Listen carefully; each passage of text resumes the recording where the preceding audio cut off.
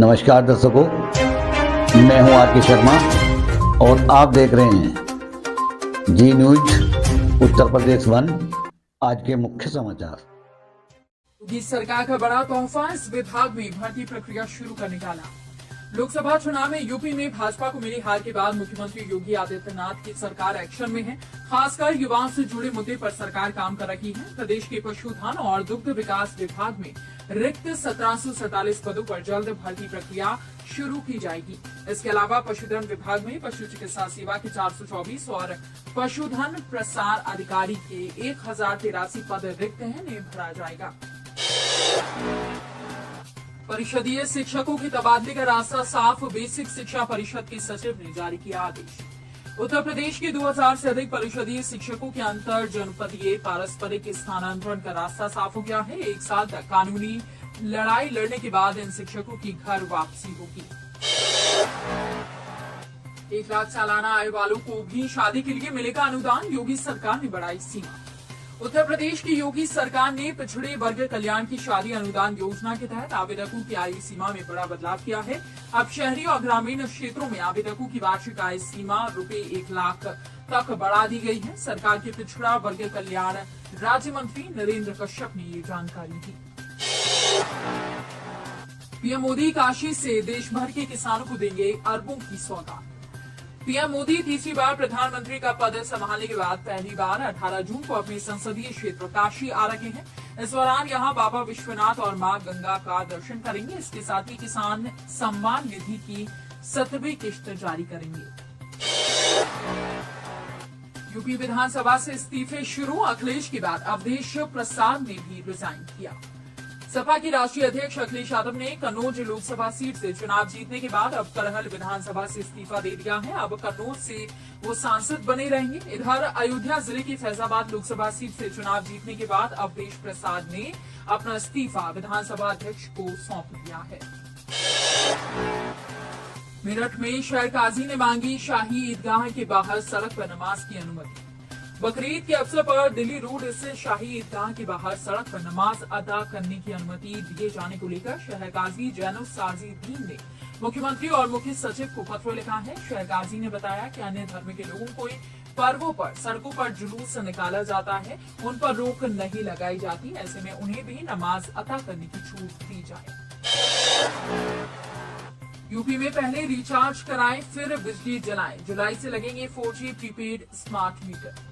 बिजली चोरी रोकने, ओवरलोड वाले फीडर और बिजली कटौती की समस्याओं से निपटने के लिए बिजली विभाग ने 4G प्रीपेड स्मार्ट मीटर लगाने की कार्रवाई तेज कर दी है।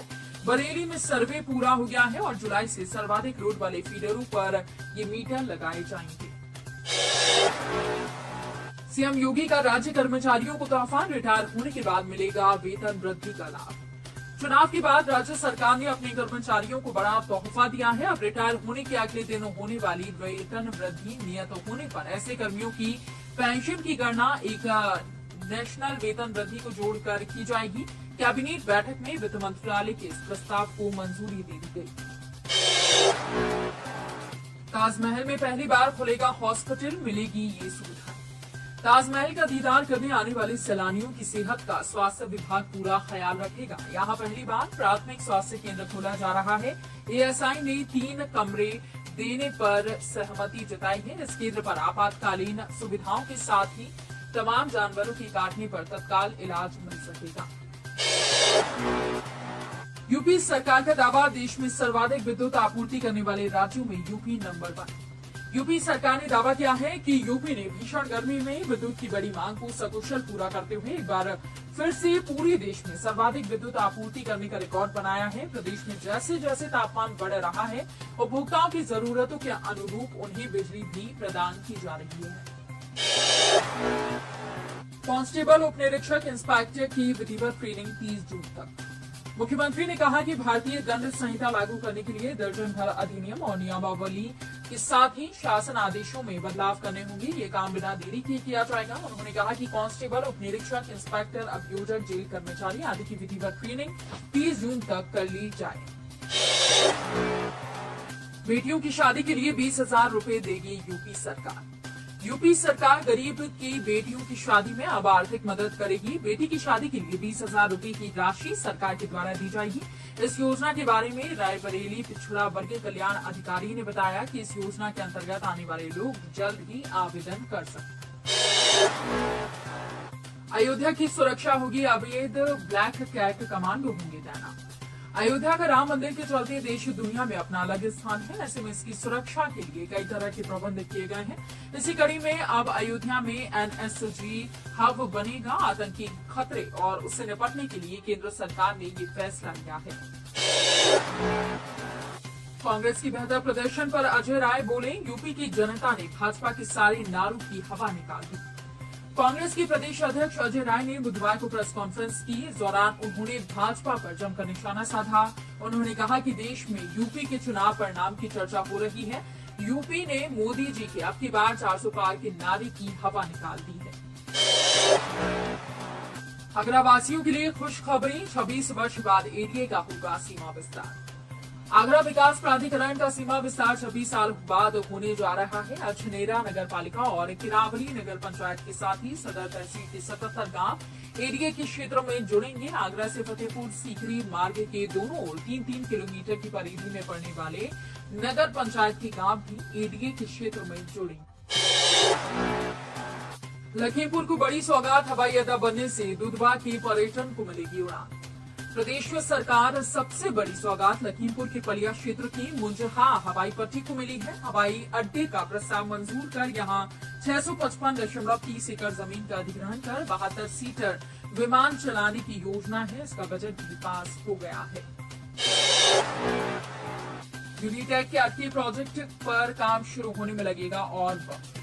यूनिटेक के अटके पड़े प्रोजेक्टों में अभी काम शुरू होने में 2 से ढाई महीने का वक्त और लग सकता है। बताया जा रहा है कि नक्शा पास होने की प्रक्रिया में बिल्डिंग प्लान पर स्टाम्पिंग होने और इन्वायरमेंटल क्लियरेंस आने में अभी वक्त लगेगा। ऐसे में इन दोनों काम के शुरू होने से पहले यूनिटेक के प्रोजेक्टों पर काम शुरू हो पाना संभव नहीं है।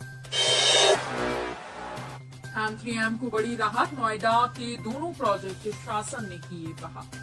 उत्तर प्रदेश की प्रमुख सचिव अनिल कुमार सागर ने M3M कंपनी को फिलहाल बड़ी राहत दी है। नोएडा प्राधिकरण के सीईओ को M3M की प्रॉपर्टी की सील हटाने के निर्देश दिए गए हैं, जिससे पूर्व के निर्णय को प्रभावी रूप से रद्द कर दिया गया है। हवाई जहाज के टिकट की तरह बुक करें अपना मनपसंद फ्लाइट।